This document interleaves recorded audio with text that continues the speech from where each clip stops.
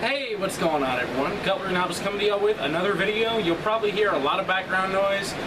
That's because I have 3 fans, 1 small fan and 2 big fans, as well as an air conditioner going right now. And can you believe it that it's still freaking hot? I did get fat. That's a big part of it. I'm not going to say that it's not. But the other part of it is I live here in Northeast Texas, not all too far away from Louisiana. It's humid as hell. It's hot as hell. And it sucks. Love the state, love the location, hate the weather. But I'm coming to you with kind of a update video. Not so much giving excuses like I used to do about how, you know, this and this reason why I'm not making videos this week and why I haven't put out a video. None of that. Basically, some of my subscribers, about the 12 or 15 or so that are still around from way back when, who are still active on YouTube, actually, did ask what caused me to come back into the community, what made me start reviewing again, what made me get back into knives, because as many of you know, or many of you may know, I did leave the community for a number of years. Now, I've been on YouTube, counting my previous channel before I had this one, just for knives alone, I've been on YouTube doing videos for 10 years, 11 years if you combine both channels. This channel by itself, I think 8 or 9, maybe 10. So I've been around. I've been around here in the community for a long time, and during that time, I watched companies come and companies go. I've watched friends of mine that I've made here on YouTube come and go.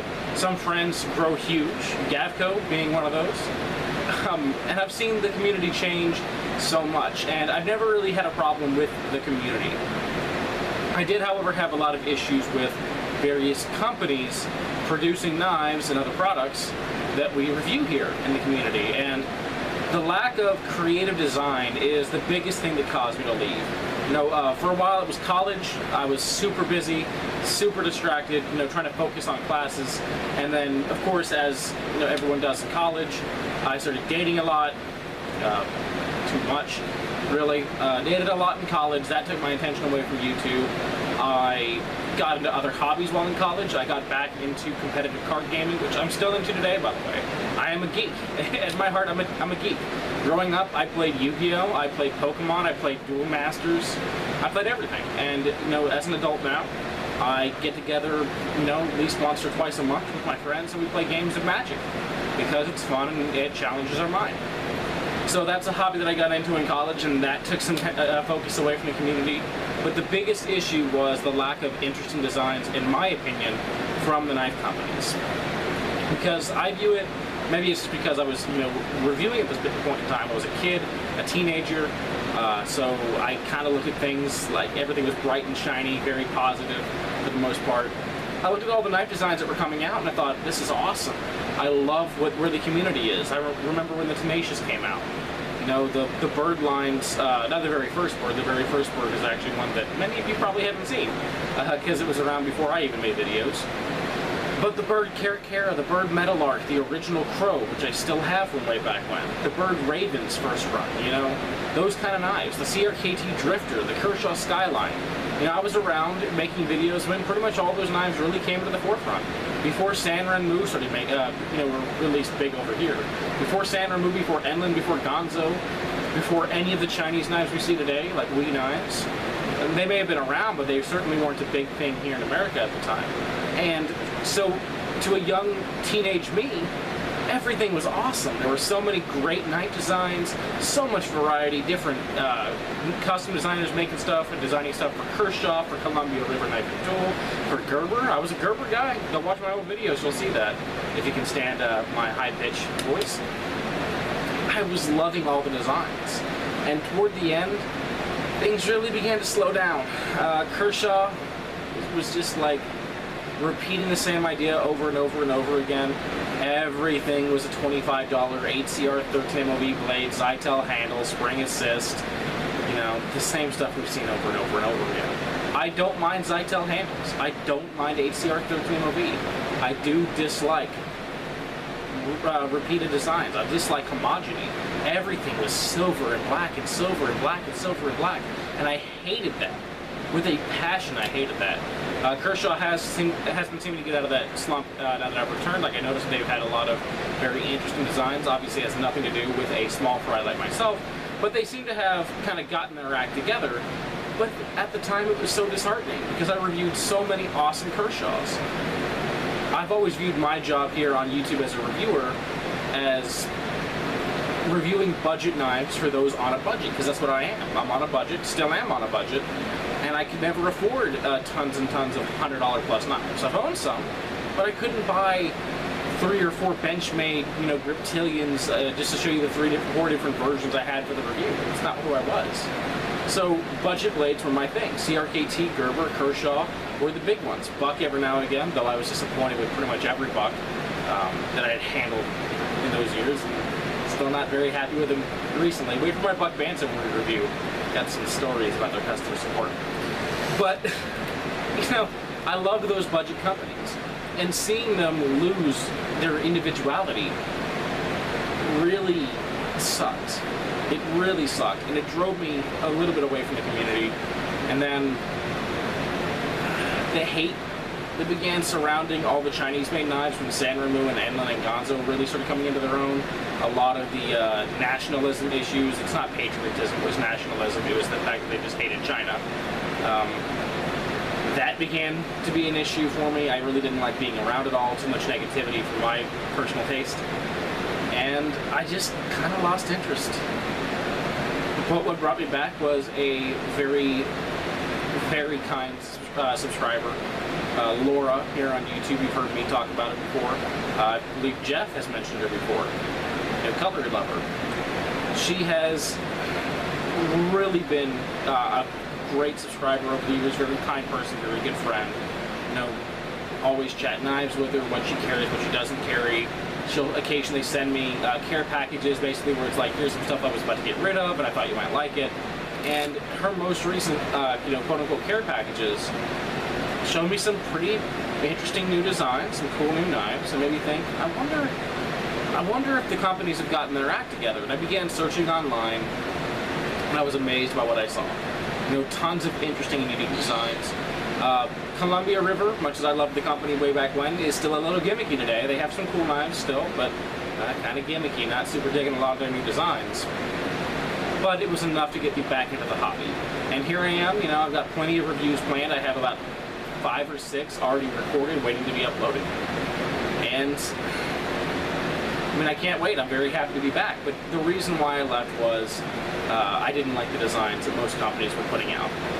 And do I still feel that way? I guess a little bit. Not nearly as bad as it was, though.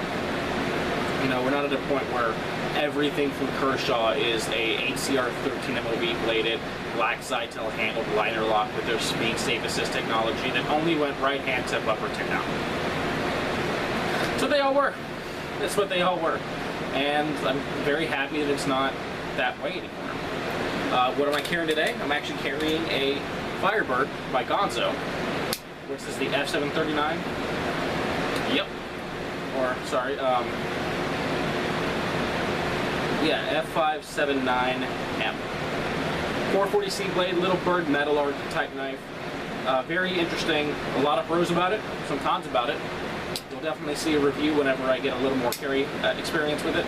But, you know, great knife, the kind of thing that would have really excited me years and years and years ago. Now, I'm still excited by it, but it's not blowing me away. I mean, knife companies have come such a long way.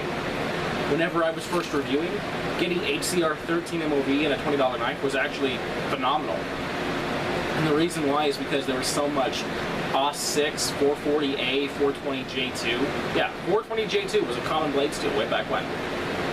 It really was. Of course, way back when for me is 10 years ago.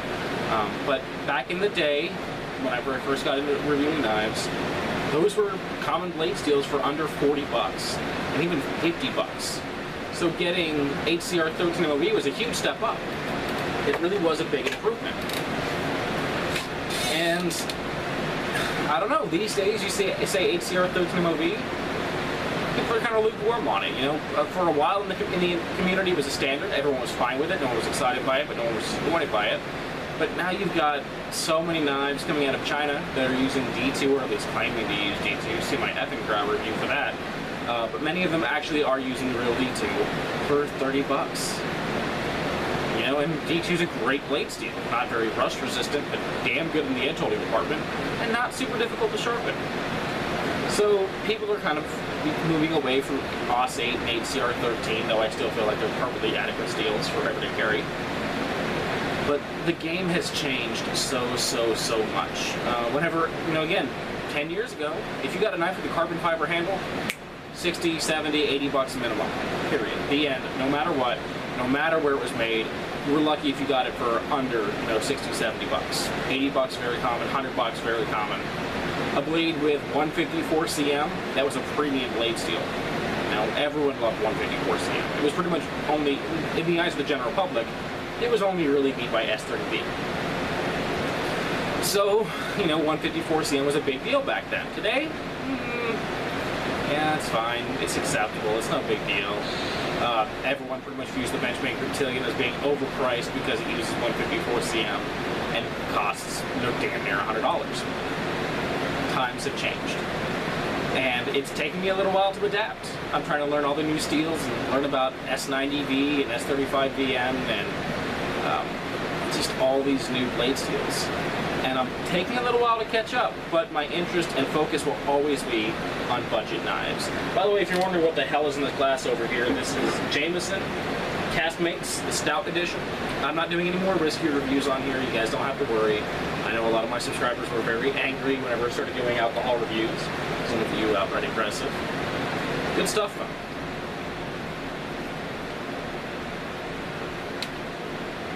But I'm definitely back. Tons of reviews planned. Okay, you saw the Gonzo that I'm going to review. I've got, like I said, 5 or 6 videos already recorded. Probably about 10 or 15 more to record, just what I have now. So I hope you guys are, you know, ready to watch those and excited to watch those and willing to watch those. While I'm here, I also would like to just make some random comments about members of the community that I've known throughout the years and what I think about, you know, the direction I've seen their channels go. And one of them is Gavko. Gav, if you're watching this by chance, if you still remember who I am, congratulations, man. It's amazing that you made it this far, and I never doubted that you would. Your designs are awesome. Your knives, I haven't held one, but they appear to be super high-end stuff. And it's amazing to me that you've come so far from that little ground-down cold steel GI Tonto that I reviewed years and years ago that you made. You know, if you haven't seen that, go check out that video, guys. It was one of Gav's first, I actually think it was his very first custom knife. And it was a cold steel GI Tonto that had been ground down into a drop point shape with a micarta handle thrown on there and a pretty quick Kydex sheath. You know, craftsmanship on it was pretty okay. Definitely nowhere near what he can do these days, and it's exciting to see how far he's come. So Gav, if you're watching this, congratulations, man.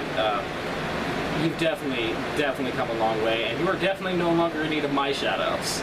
So I'm very happy to see that you've come so far.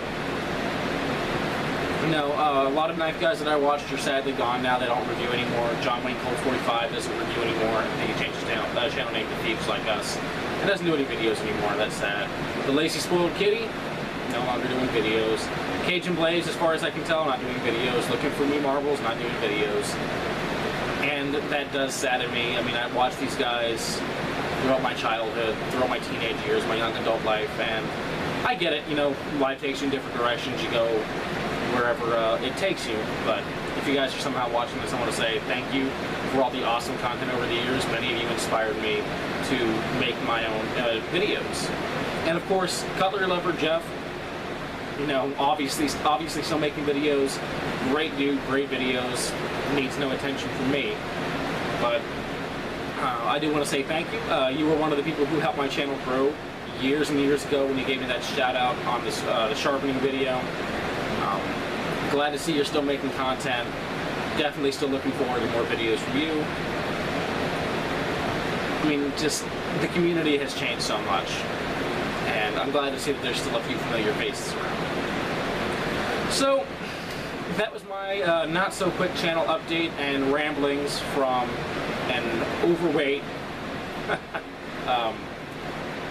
Guess washed up knife reviewer. But still plenty of videos to come for those of you who are still watching. So look forward to those. Hope you guys enjoyed. Hope you enjoy the rest of your day. And until next time, peace. Take care.